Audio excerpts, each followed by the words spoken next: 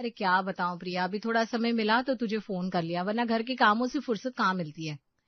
हाँ दीदी, शादी के बाद तो घर गृहस्थी में दिन कब गुजर जाता है पता ही नहीं चलता। गांव में सब ठीक तो है ना? और घर का काम कैसे चल रहा है? दीदी बस 1 महीना और, फिर भगवान की दया है हमारा नया घर बनकर तैयार हो जाएगा। अरे वाह, क्या बात है। वैसे घर बनाने में लगभग कितना खर्चा आ गया होगा? दीदी पक्का पक्का तो नहीं पता, पर 2.5 लाख तो लग ही गए। दोनों बहनों के बीच फोन पर बात चल रही थी, तभी रिया की पड़ोसन के चिल्लाने की आवाज आती है। अरे ओ रिया बहन, कहाँ हो, बाहर आओ। अब ये क्यों चिल्ला रही है? सुन प्रिया, मैं तुझे थोड़ी देर में फोन करती हूँ। हाँ हाँ ठीक है दीदी। रिया फोन रखकर गुस्से में बाहर आती है तो देखती है पड़ोसन अंजना उसके बेटे बिट्टू के कान खींच रही है। तभी रिया बिट्टू को अपनी तरफ खींचते हुए कहती है, खबरदार जो मेरे बेटे को हाथ लगाया, जो बात करनी है मुझसे करो। अरे तुम्हें कह कहकर तो मेरी जुबान थक गई है, लेकिन ना तुम सुनती हो ना तुम्हारा ये बेटा। पता है, आज इसने फिर मेरे घर का कांच तोड़ दिया बाल मारकर। मम्मी मैं तो बस 6 मार रहा था। अरे अंजना बहन, बच्चा है ये, जानबूझकर नहीं किया इसने। जानकर किया हो या अनजाने में, मेरा नुकसान तो हो गया ना, और पहली बार नहीं 5वीं बार हुआ है। सुन लो रिया बहन, आखिरी बार कह देती हूँ, ठीक से समझा लो अपने बेटे को, वरना कहीं और घर देख लो। अरे ऐसे कैसे बोल रही हो अंजना बहन? अभी तो बोल रही हूँ, वरना सोसाइटी के सेक्रेटरी से कंप्लेन कर दूंगी तो ज्यादा पछतावा होगा। इस तरह बड़बड़ाते हुए अंजना वहां से निकल जाती है और रिया बिट्टू को लिए गुस्से में घर आ जाती है। शाम के समय जब उसका पति विनय घर लौटते हैं तो गुस्से में खाना देती है। अरे थाली क्यों पटक रही हो, आराम से भी दे सकती हो ना। किस बात से गुस्सा हो? गुस्सा तो मुझे अपनी किस्मत पर आता है। अरे मैं पूछती हूँ, कब तक हम इस सोसाइटी में रह गए? कहीं दूसरी जगह घर ले लेते हैं। रिया, घर कोई सब्जी बाजी नहीं है जो 500,000 में आ जाएगा। आप ना मेरी बात समझती नहीं है। आपको पता है प्रिया ने गांव में नया घर बना लिया, वो भी सिर्फ 2.5 लाख रुपए में। हाँ तो अच्छी बात है। अच्छी बात उसके लिए है, हमारे लिए तो बुरी बात है ना। अरे वो गांव में रहकर नया घर बनवा सकती है, तो हम शहर में रहकर क्यों नहीं? हाँ पापा, मुझे नहीं रहना यहाँ, वैसे भी अंजना आंटी मुझे बहुत डांटती है। हाँ, और इसके चक्कर में वो मुझे और सुनाकर जाती है। ठीक है भाई, मैं ठेकेदार से पता करता हूँ, बजट में बिठा तो ठीक, वरना फिर इसी घर में गुजारा करना पड़ेगा। अब खाना खा लूं मैं? हाँ तो मैंने कब रोका है? विनय के हाँ कहने पर रिया मन ही मन मुस्कुराती है।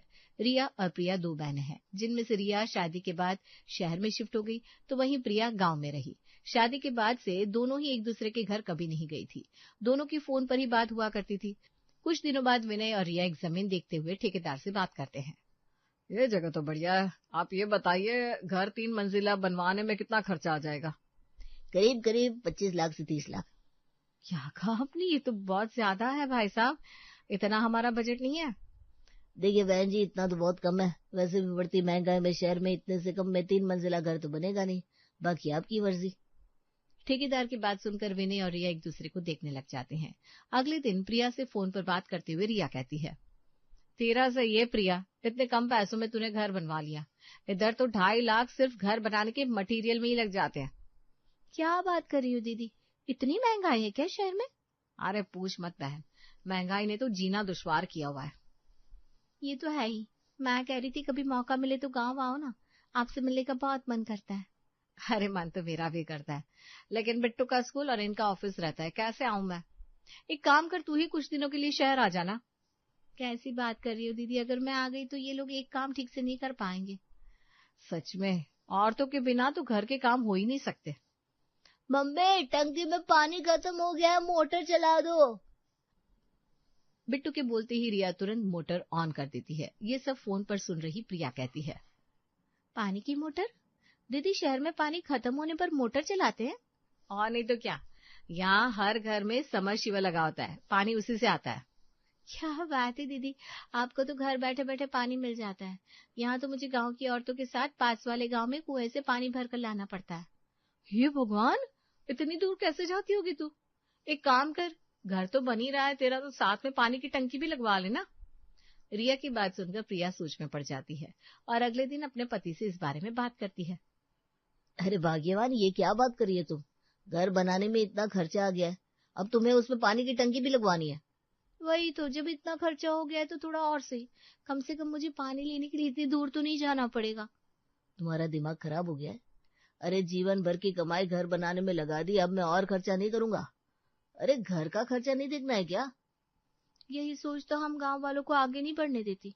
दीदी के घर में तो सारी सुविधा है और यहाँ हर काम के लिए बस घिसते ही रहो।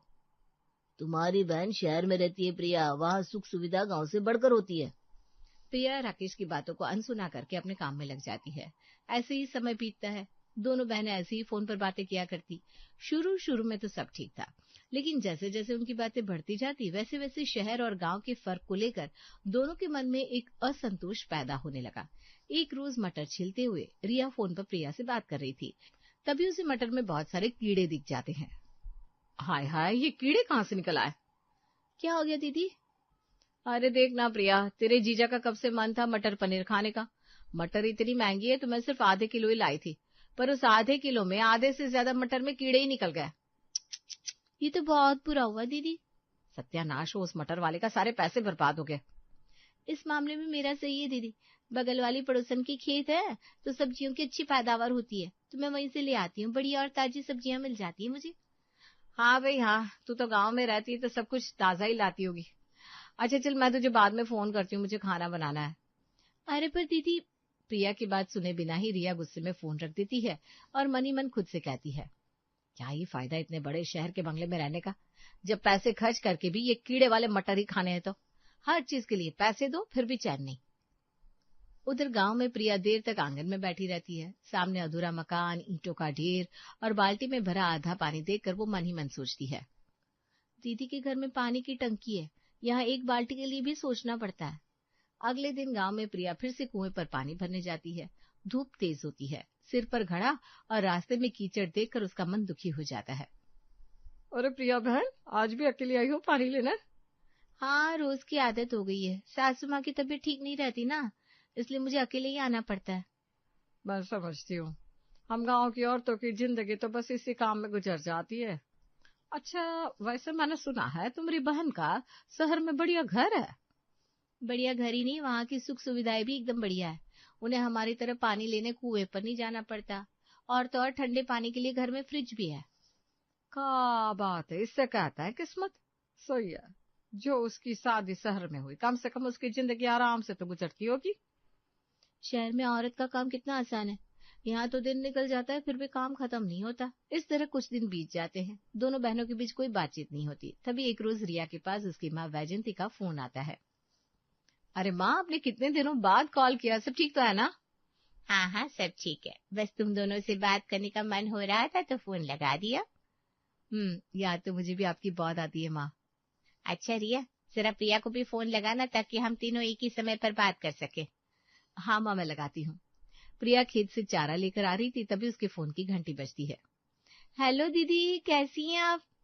मैं तो ठीक हूँ। वो माँ ना हम दोनों से बात करना चाहती थी, इसलिए मैंने तुझे कॉल लगाया है। माँ भी कॉल पर है। अच्छा, माँ कैसी हैं आप? आपकी तबीयत तो ठीक है ना? हाँ बेटा, एकदम ठीक हूँ। वो बात ऐसी है कि मैं तुम्हारे भाई के साथ तीर्थ यात्रा पर जा रही थी, तो सोचा जाने से पहले एक बार तुम दोनों से ही बात कर लूं। ये तो बहुत अच्छी बात है माँ। वैसे भी आप कहीं आते जाते नहीं, इसी बहाने भक्ति भी हो जाएगी और आप थोड़ा घूम भी लेंगे।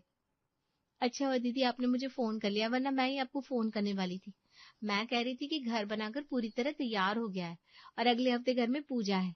इतना समय हो गया है आपसे मिले हुए, इसी बहाने आप एक बार गाँव आ जाइए ना। माँ प्रिया, बस 1 मिनट रुकना, लगता है दरवाजे पर कोई आया है। कुछ ही देर में रिया कॉल पर वापस आती है तो प्रिया उससे पूछती है, क्या हुआ दीदी, घर पर कोई मेहमान आया है क्या? अरे मेहमान नहीं, ब्लैंकेट वाला था। वो आज गाजर का हलवा बना रही थी तो देखा खोया ही नहीं है। अब बिना खोए के गाजर के हलवे में मजा कहाँ आएगा, तो मैंने ब्लैंकेट से ऑर्डर कर दिया। क्या कहा दीदी, खोया जैसी चीज अपने घर पर मंगवा ली? यहाँ तो मुझे इसके लिए भी हलवाई की दुकान पर जाना पड़ता है।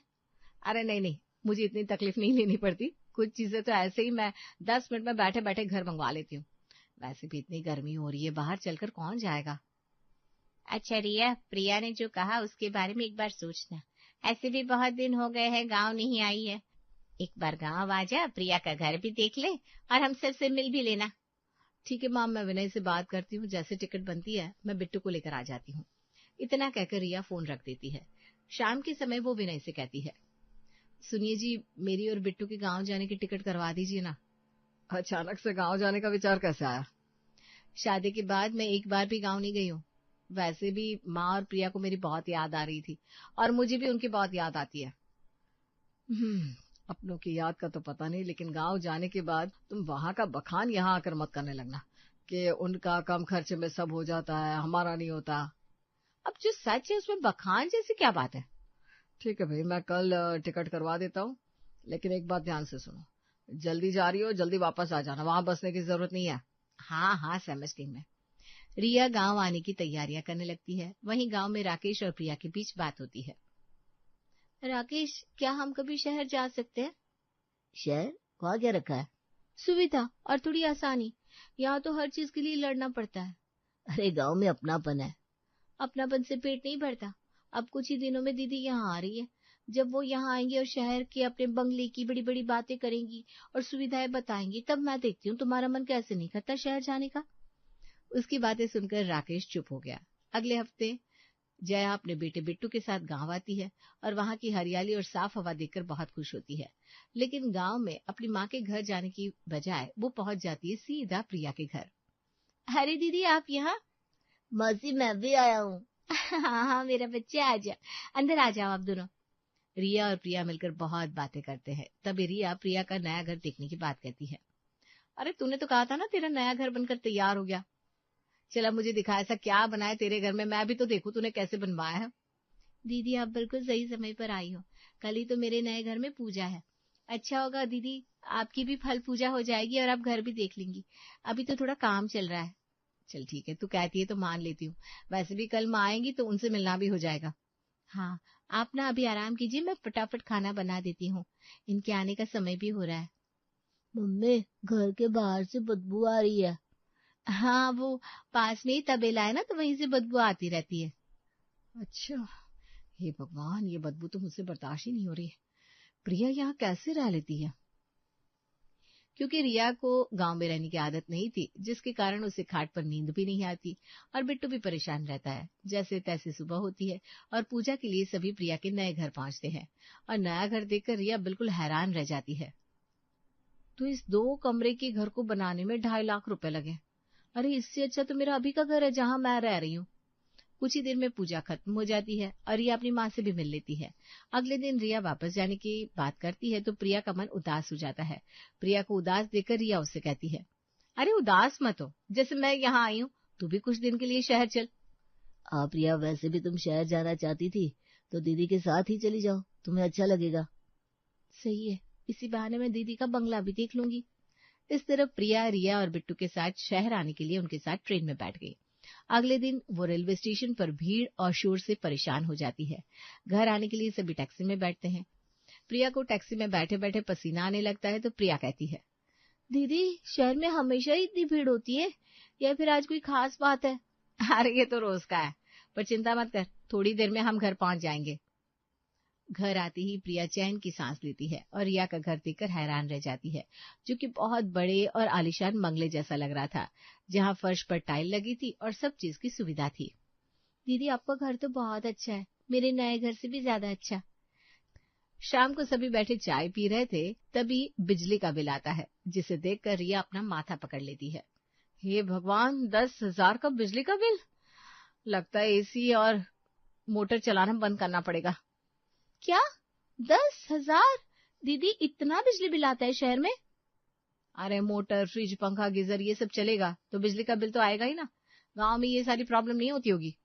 सच में शहर के बंगले जैसे घर में खर्चा भी बहुत आता है। इससे अच्छा तो मेरे गांव की झोपड़ी है। मैं तो बेकार में दीदी की बातें सुनकर परेशान होती रहती थी। कुछ दिन शहर में बिताने के बाद प्रिया वापस गांव लौट जाती है और वापस से अपनी रोजमर्रा की जिंदगी जीने लगती है। एक रोज जब रिया का कॉल आता है तो दोनों आपस में अपनी बातें एक दूसरे को बताती है। वैसे प्रिया, मुझे लगता था गांव की जिंदगी शहर की जिंदगी से बेहतर है, लेकिन जब मैंने तेरी परेशानी देखी और गांव में कुछ दिन बिताए तो पता चला मैं अपने शहर के बंगले में ही बेहतर हूँ। हाँ, आप सही कह रही हैं, मुझे भी यही गलत फहमी थी कि शहर की जिंदगी ज्यादा सुख सुविधाओं से भरी है, लेकिन शहर आने के बाद मुझे पता चला कि शायद मैं उन सुख सुविधाओं में ठीक से रह नहीं पाऊंगी जितने अच्छे से मैं यहाँ गांव में रह सकती हूँ।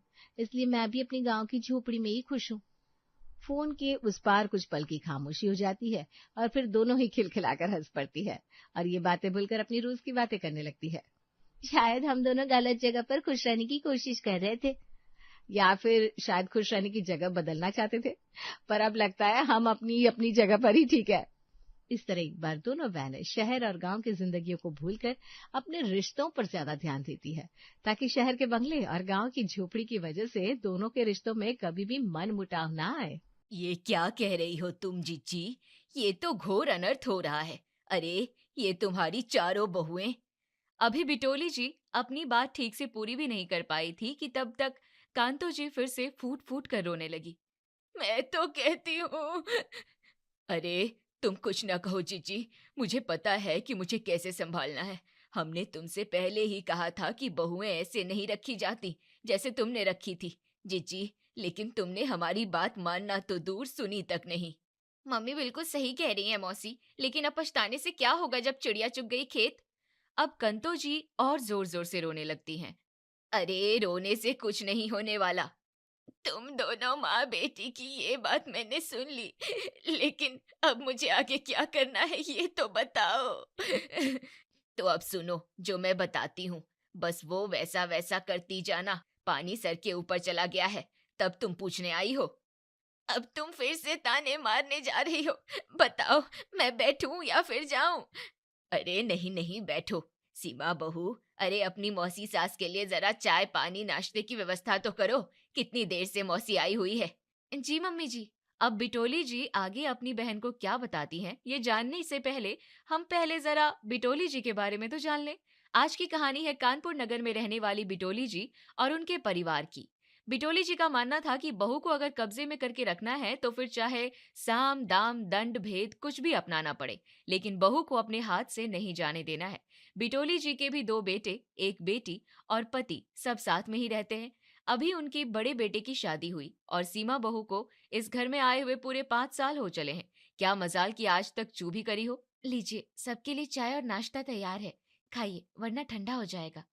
हाँ बहू, ला जरा मुझे दे, बड़े ही जोर की भूख लगी है। अब देखो, तुम्हारी 4 बहुएं तुम्हें नहीं खिला पाई, देखो हमारी एक बहू है वो। हाँ हाँ, अभी तुम्हारी एक है ना, इसलिए तुम्हें ज्यादा बातें आ रही है। अब बिटोली जी के छोटे बेटे राज की भी शादी हो जाती है और अब सिया सीमा की देवरानी बनकर घर में आती है। अब देखना है कि बिटोली जी इन दोनों बहुओं को कैसे हैंडल करती है और वो कौन सी ट्रिक थी जो आज से कुछ महीने पहले उन्होंने अपनी बहन कंतो को भी सिखाई थी। जा हर्षा बेटा, तू छोटी भाभी के साथ जाकर उसको कमरे में ले आ, जा, और बाद में उसको रसोई में ले जाकर सब कुछ बता देना। और हाँ, अपनी छोटी भाभी को बिल्कुल भी अकेला नहीं छोड़ना, उसका हर पल का ध्यान रखना अब तुम्हारी जिम्मेदारी है, समझी ना? ठीक है मम्मी, जैसा आप कहो। इतना कहकर हर्षा अपनी माँ को आंख मार देती है और दोनों एक दूसरे को देखकर मुस्कुराने लगती है और सिया मन ही मन सोचती है, मैं खामखा शादी के बारे में सोचकर घबरा रही थी और सास और ननद के नाम से तो मुझे करंट लग रहा था। देखो ना, भगवान जी ने मुझे पूरी दुनिया में से एकदम चुनकर सास और ननद दी है। अब मैं बताऊंगी अपनी सहेलियों प्रीति और नेहा को कि तुम दोनों ने यूं ही सास के बारे में फालतू के मेम्स बना रखे थे। हाँ, अब तुम्हारी खराब है तो क्या मेरी भी खराब होगी? अभी सिया ये सब सोच ही रही थी, तभी हर्षा टोकती है। क्या हुआ भाभी, क्या सोच रही हो? नहीं दीदी, कुछ नहीं, बस यूं ही। लो, ये रहा आपका रूम। ओके दीदी, thank you so much. Welcome भाभी। अभी लगभग आधा घंटा ही बीता था कि बिटोली जी की आवाज सुनाई देती है। सिया, सिया कहाँ है तेरी छोटी भाभी, उसे ले आ, जा, अभी कुछ मेहमान आने वाले हैं। लगता है मेहमान आ रहे हैं, मुझे खुद ही कमरे से बाहर चले जाना चाहिए। सिया जैसे ही कमरे से बाहर आ रही होती है, अरे भाभी, मैं आ रही थी ना आपको लेने, आप यूं अकेले बाहर ना जाओ। हर्षा और सिया रसोई में पहुंचते हैं। लीजिए भाभी, आप सबके लिए बढ़िया सा गरम गरम हलवा बनाइए, मैं अभी आती हूँ। तब तक सिया हलवा बनाने की शुरुआत करती है। पता नहीं यहाँ सब कैसा हलवा खाते हैं, कहीं कम मीठा और कम घी का तो नहीं खाते। मेरी जेठानी जी भी कहीं नहीं दिख रही, नहीं तो उनसे ही पूछ लेती। चलो अभी शुरू करती हूँ बनाना। तभी थोड़ी देर में हर्षा आती है। अरे दीदी, आप आ गए, वो मुझे पूछना था कि हलवा कैसे खाते हैं यहाँ आपने। अरे ये तो मुझे पता ही नहीं है, मम्मी से पूछ कर आती हूँ, आप जरा रुको भाभी। ठीक है दीदी, लेकिन भाभी कहाँ है, कहीं दिखाई नहीं दे रही है। वो अभी अपने काम में लगी हुई है। आपको क्या चाहिए वैसे? नहीं नहीं, कुछ नहीं चाहिए, बस कुछ नहीं। इतना कहकर हर्षा वहां से चली जाती है और फिर हर्षा के बताए अनुसार सिया हलवा रेडी कर देती है और सब बड़े ही चाव से खा रहे होते हैं। सिया अपनी जेठानी के पास जाती है। अरे भाभी, आप कहाँ थी? सुबह से दिखी ही नहीं। हाँ सिया, वो मैं बाहर के सारे काम संभाल रही थी तो थोड़ा बिजी थी। वाकई में हलवा तो बड़ा ही टेस्टी बना है, एकदम परफेक्ट। अच्छा भाभी, थैंक यू सो मच। अरे, इसी परफेक्शन के लिए तो मैं आपको याद कर रही थी। डर लग रहा था, पहली बार घर में बना रही थी कि कहीं कुछ गड़बड़ ना हो जाए इसलिए। अरे फिर आवाज लगा देती ना, या किसी से कहकर बुला लेती। मम्मी जी मुझे एक के बाद एक एक बाहर के काम बताई जा रही थी कि मैं रसोई तक पहुंच ही नहीं पा रही थी। अपनी दोनों बहुओं को यूं हंसते हुए एक दूसरे से बातचीत करते देख बिटोली जी का माथा ठनकता है। वहां इतने मेहमानों के बीच उनका मन नहीं लगता है, और वो हर्षा को आंखों ही आंखों में इशारा कर देती है, और हर्षा भी एकदम मुस्तैदी से अपना कमान संभाल लेती है। और इतने मुस्कुराकर क्या बातें हो रही है हमारी दोनों भाभियों के बीच, जरा मैं भी तो सुनूं। कुछ नहीं दीदी, बस मैं बता रही थी कि कैसे आपने ही बताया कि हलवे में कितनी चीनी डालनी है। अब क्या करूं, दो दो भाभियों के होते भी मुझे इस घर की बागडोर संभालनी पड़ती है। हर्षा के ये कहने पर सिया और सीमा एक दूसरे की शक्ल देखने लगती है। अरे मैं तो मजाक कर रही थी। अब सिया जब भी कोई काम करती तो बिटोली जी हर्षा को ही बीच में घुसेड़ देती। एग्जाम्पल के लिए आप ही देख लो। अरे सीमा बहू, ओ सीमा बहू, कहाँ घुसी हो, जरा बाहर तो आओ। हाँ जी मम्मी जी, क्या हुआ, अचानक आपने याद किया? अरे वो आज हमारे घर में कंतो मौसी और मौसाजी आ रहे हैं, साथ में उनकी बड़ी बहू भी आ रही है, तो जरा खाने पीने की व्यवस्था होनी है। तभी हर्षा और सिया वहां आती है। क्या हुआ मम्मी, बड़ी जोर शोर से चर्चा चल रही है? अब तेरी मौसी आ रही है तो चर्चा तो होनी ही है, बस उसी के लिए सीमा बहू से कह रही हूँ कि व्यवस्था करो। हाँ मम्मी जी, मैं और भाभी मिलकर खाना बना लेंगे, कोई बड़ी बात नहीं है। इसी बहाने से मैं अभी सिया अपनी बात पूरी भी नहीं कर पाई थी कि तब तक बिटोली जी मिस्टर इंडिया के मोकेम्बो की तरह नाराज हो जाती है। अरे तुम्हारी हिम्मत कैसे हुई सिया बहू? क्या हुआ मम्मी जी? अच्छा, तो अब तुम बताओगी कि कौन क्या काम करेगा?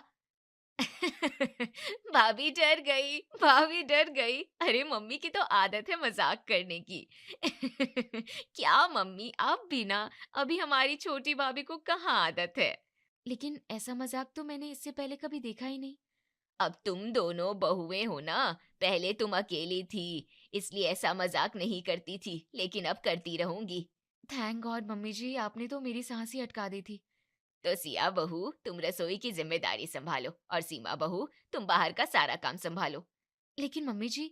हाँ हाँ, मैं तुम्हारी बात समझ रही हूँ छोटी बहू, तुम अकेले इतना सब नहीं कर पाओगी, उसके लिए हर्षु तुम्हारे साथ रहेगी। क्यों हर्षु, रहेगी ना? अरे ये भी कोई कहने वाली बात है क्या? चलो भाभी, हम दोनों मिलकर साथ में खाना बनाएंगे। हाँ सिया, तुम हर काम में इसे साथ में ले लिया करो। अब सिया और वर्षा रसोई में पहुंच जाते हैं, और इधर सास बिटोली जी सीमा बहू को बाहर के कामों में लगा देती है। भाभी आप आटा लगा दो, मैं ये सब्जियां साफ कर देती हूँ। ठीक है दीदी, आप जैसा ठीक समझो। सिया अकेले ही इतने सारे लोगों का आटा लगाने में लग जाती है, और इधर हर्षा थोड़ी सी मटर छीलने के बाद। भाभी मुझे लग रहा है मम्मी मुझे आवाज लगा रही है, मैं अभी आई। इतना कहकर हर्षा बिजली की तेज रफ्तार से गायब हो जाती है, और फिर अरे आधा घंटा होने को आया, मैंने आटा लगा दिया, दाल बना ली, सब्जी के लिए ग्रेवी भी रेडी कर ली, लेकिन दीदी तो अभी तक नहीं आई, पता नहीं कहाँ रह गई। लाओ मैं ही ये सब्जी काट कर बनने रख देती हूँ। इधर सीमा पूरे घर की साफ सफाई में लगी हुई थी, और उधर सिया भी अकेले ही काम में लगी थी, और बाकी की दोनों माँ बेटी कहाँ गई, तो ये देख लो वो दोनों कहाँ गए। दोनों माँ बेटी यहाँ आराम से रजाई में रूम हीटर लगाकर आराम से बैठे हुए थे। मम्मी, मैं तो भाभी को कह आई कि मम्मी बुला रही है। अब वो इंतजार कर रही होंगी। अरे कर रही होगी तो करने दे, कम से कम अलग अलग अकेले काम तो कर रही है दोनों। अब जैसे ही सिया का सारा काम खत्म होने वाला होता है, वैसे ही मेहमान आ जाते हैं। बिटोली बहन, ओ मेरी छोटी बिटोली, कहाँ हो तुम? देखो मैं आ गई। आई जीजी मैं बस। बिटोली जी अपने कमरे से निकलकर जल्दी से अपनी बहन से मिलने जाती है। हर्षु, ओ हर्षु, जा सबके लिए पानी ले आ। क्यों, छोटी बहू कोई काम नहीं करती क्या? अभी देखना दोनों बहुएं कैसे इशारे पर नाचती हैं। हर्षा पानी लेकर आती है, उससे पहले सिया सबके लिए पानी लेकर आ जाती है। लीजिए मौसी जी, पानी पीजिए। खाना रेडी है बहू, या अभी देर है? मम्मी जी सब एकदम रेडी है, आप बस कहे तो लगा दो। लगाओ लगाओ। सिया जैसे ही रसोई में रोटियां बनाने जाती है, वैसे ही हर्षा भी आ जाती है। लाओ भाभी, मैं फटाफट से रोटियां बनवा देती हूँ। अरे दीदी, आप अब दिखाई दे रही हैं, इतनी देर से कहाँ गई थी आप? अरे वो मम्मी ने आवाज लगाई तो मैं उनका काम में हेल्प करवा रही थी। वो उनकी रजाई गद्दे धूप में डालना और न जाने क्या क्या काम। अच्छा कोई बात नहीं, आप जल्दी से रोटी ही बनवा दीजिए। लाओ मैं बनवा देती हूँ सिया। नहीं नहीं, आप बस परोसिए, मैं बनवा रही हूँ ना। सच में दीदी आप रोटी बना लेंगी क्या? फिर हर्षा ऐसे हिंदुस्तान और पाकिस्तान के नक्शे बनाती है कि खुद ही 5 मिनट बाद भागने लगती है। वही मैं कहूँ कि मैंने तो सिया की शादी से पहले आपको कभी रोटी बनाते देखा ही नहीं। फिर एक दिन, सिया बहू कपड़े बहुत ज्यादा हो गए हैं और छत पर धूप भी बहुत बढ़िया खिली है, तो क्यों ना तुम दोनों एक साथ कपड़े धो डालो। मेरे और तेरे पापा के भी ऊनी कपड़े बड़े ही गंदे हो गए हैं। ठीक है मम्मी जी, मैं अभी भाभी जी को आवाज लगा देती हूँ, वो भी अपने कपड़े निकाल लेंगी। अरे भाभी, सीमा भाभी को क्यों बुलाना, मैं हूँ आपकी मदद करने के लिए। चलिए चलिए। लो जी, लाखों में एक ननद मिली है, उसे साथ ले लो, बाकी दुनिया की क्या ही जरूरत। सीमा बहू, तू नीचे का खाना संभाल, कपड़े सिया और हर्षु मिलकर धो लेंगे। अब अपनी प्यारी सी ननद हर्षा के साथ मिलकर सिया कपड़े के बड़े बड़े भगोने लेकर छत पर पहुंचती है। लाओ भाभी, आप टब में पानी भरो, मैं सर्फ डालती हूँ। लो जी, मैंने डाल दिया सर्फ। भाभी, अब आप कपड़े डाल दो, अभी तो देर लगेगी ना भाभी, तभी तो कपड़े ठीक से साफ होंगे ना। हाँ दीदी, थोड़ी देर तो वेट करना ही होगा, तब तक मैं जरा नीचे से आती हूँ, ठीक है भाभी? ठीक है दीदी। इतना कहकर हर्षा चली जाती है और देखते ही देखते 15 मिनट बीत जाता है और फिर आधा घंटा भी। अरे ये दीदी कहाँ चली गई? और ये 3 टब भरकर कपड़े हैं और मैं अकेली जान। तभी सिया जल्दी से नीचे आती है और देखती है कि हर्षा तो नीचे है ही नहीं। क्या हुआ सिया, किसको देख रही हो? अरे भाभी, न तो मम्मी जी दिख रही है और ना ही हमारी प्यारी ननद रानी। अरे ननद रानी तो कमरे में सो रही है और सासू माँ गई है पार्क। आज धूप निकली है ना, तो वहीं सब औरतें इकट्ठी होती हैं। ये सुनकर सिया को जैसे 440 वोल्ट का झटका लगता है। क्या मतलब, वो 4 टब भरकर कपड़े मुझे अकेले धोने होंगे? अब क्या करें देवरानी जी, आपको मम्मी जी ने कहा है तो ननद को साथ ले ही लो। अरे यार भाभी, आप भी मेरा मजाक बना रहे हो। मुझे तो समझ ही नहीं आ रहा कि आखिर ये सब हो क्या रहा है। पता नहीं, मुझे भी कुछ समझ नहीं आ रहा है सिया। पहले तो मैं सारा काम अकेले ही करती थी, लगा कि अब मेरी देवरानी आएगी तो मेरी हेल्प हो जाएगी, लेकिन चलो मैं ही जाती हूँ, कहीं मम्मी जी आ गई तो मुश्किल हो जाएगी। अब बेचारी सिया अकेले ही पूरे कपड़े जाकर छत पर धोती है। लो जी, पूरे 2 घंटे लगाकर ये कपड़े धुले हैं, बस इनको डाल दूं और फिर नीचे जाऊं, बड़े ही जोर की भूख लगी है। अब जैसे ही कपड़े डालने की बारी आती है, सिया को प्यारी सी हर्षु की आवाज सुनाई देती है। भाभी, मैं आ गई, लाओ मैं जल्दी जल्दी सारे कपड़े डलवा देती हूँ। अभी हर्षु कपड़े डाल ही रही थी कि तभी पीछे से बिटोली जी की भी आवाज सुनाई देती है। देखो सिया बहू, कितनी बढ़िया ननद है तुम्हारी। अगर अलादीन का चिराग लेकर भी ढूंढने निकलोगी ना, तब भी ऐसी ननद नहीं मिलेगी तुमको। सिया को मन ही मन बहुत तेज गुस्सा आ रहा था, लेकिन वो कुछ नहीं कहती है। भगवान बचाए ऐसी ननद से जो सिर्फ उल्लू बनाना जानती है। फिर कुछ दिन ऐसे ही बीतते हैं। सिया अपने पति राज से कहती है, आप सुनो ना, मुझे ना कुछ कपड़े लेने हैं। देखो ना, मेरी साड़ियां भी पुरानी हो गई हैं और हैंडबैग भी लेना है। हाँ तो इसमें परेशान होने वाली क्या बात है, कल ही चलते हैं। सच्ची, आप कितने अच्छे हो। मुझे लग रहा था कि आप मुझे मना कर दोगे, लेकिन आपने तो एक बार में ही हाँ कर दी। सिया अगले दिन बड़े ही चहकते हुए रसोई में आती है, जहाँ सीमा पहले से ही काम कर रही थी। अरे भाभी सुनो ना, आज मैं राज जी के साथ बाजार जाने वाली हूँ, आप भी चलो ना, जिससे मुझे शॉपिंग में भी हेल्प हो जाएगी और साथ ही साथ हम साथ में थोड़ा टाइम स्पेंड भी कर लेंगे। ठीक है सिया, मुझे भी फील ही नहीं आता कि हम दोनों एक ही घर में रहते हैं। 3-4 दिन हो जाते हैं और हम एक दूसरे से बात तक नहीं कर पाते हैं। अब जब दोनों बहुएं एक साथ एक जगह हो, तो बिटोली जी और हर्षा के मन में तो खलबली तो मचनी ही थी। जाकर रसोई में कान लगा और देख क्या खिचड़ी पक रही है। जो आज्ञा माते। हर्षा भाग कर जाती है और रसोई में कान लगाकर सारी बातें सुन लेती है। हे भगवान, रुको, मम्मी को जाकर बताती हूँ। मम्मी मम्मी, वो दोनों तो साथ में बाजार जाने की प्लानिंग कर रही हैं। अच्छा जी, रुको, मैं उससे पहले ही सब सेट कर देती हूँ। सिया बहू, सिया बहू। हाँ मम्मी जी, मुझे बुलाया आपने? हाँ, मैं ये कह रही थी कि तुम और हर्षु आज बाजार जाकर जरूरी सामान ले आओ। लेकिन मम्मी जी, वो मैं भी आज ही राज जी के साथ और भाभी। अरे जरा से बाजार के लिए इतने लोगों की जरूरत थोड़े ही है, तू तो बस अपनी ननद को साथ ले ले। तभी घर में राज की एंट्री होती है।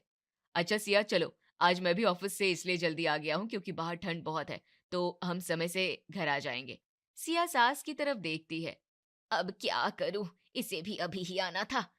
अच्छा ठीक है, तुम तीनों चले जाओ, जल्दी से होकर आ जाना, सीमा बहू घर का काम संभाल लेगी। अब सिया को अपनी मर्जी के बिना ही हर्षा को भी साथ में ले जाना पड़ता है। अब हर्षा भी सिया और राज के साथ बाजार पहुंचती है। आ जाओ, ये शॉप अच्छी है भैया, इसमें देख लेते हैं। तीनों लोग साड़ियां देखते हैं। भैया वो लहंगा तो दिखाना जरा। हाँ हाँ वही वाला, इसका क्या प्राइस है? मैडम आपके लिए सिर्फ और सिर्फ 15,000। वाओ भैया, ये मेरे लिए पैक कर दो। और वो गाउन कितने का है? अरे हर्षा, तुम्हें अभी इन सब की क्या जरूरत है? अभी तो हमारे घर में कुछ फंक्शन भी नहीं है। इतना सुनकर हर्षा जोर जोर से रोने लगती है। अरे दीदी आप प्लीज रो मत, भैया प्लीज आप वो गाउन भी पैक कर दीजिए। तीनों लोग घर आ जाते हैं। आ गए तुम तीनों, लाओ दिखाओ क्या क्या खरीदा। लो मम्मी, ये देखो भाभी की शॉपिंग। अरे भाभी की शॉपिंग तो बस 2,000 की है, तू अपनी दिखा दे। अरे ऐसा क्या गजब कर दिया इसने? सिया कुछ भी नहीं कहती है, बस चुपचाप बैठी रहती है। इसकी भी शक्ल पर 12 बज रहे हैं। अरे इसने अपनी शॉपिंग में पूरे 25,000 खर्च करवा दिए हैं। चुप रहो आप भैया। लो भाभी की ये साड़ियां देखो माँ, कितनी सुंदर है। ये ले देख, कितनी बढ़िया बढ़िया लाई है। तू तो बस अपनी ननद को साथ ले लिया कर सिया, तेरी ऐश ही है ऐश। क्यों हर्षु, सही कहा ना? हर्षु हर्षु हर्षु, भगवान बचाए मुझे ऐसी ननद से। अरे मम्मी जी, मुझे ऐसी ऐश नहीं चाहिए, आप ननद ले लो, मुझे जेठानी दे दो भाई। बिटोली और हर्षा एक दूसरे की शक्ल देखने लगते हैं। अब वो समझ चुके थे कि उनका खेल अब खत्म हो चुका है। दूसरी तरफ सीमा रसोई में खड़ी मुस्कुरा रही थी।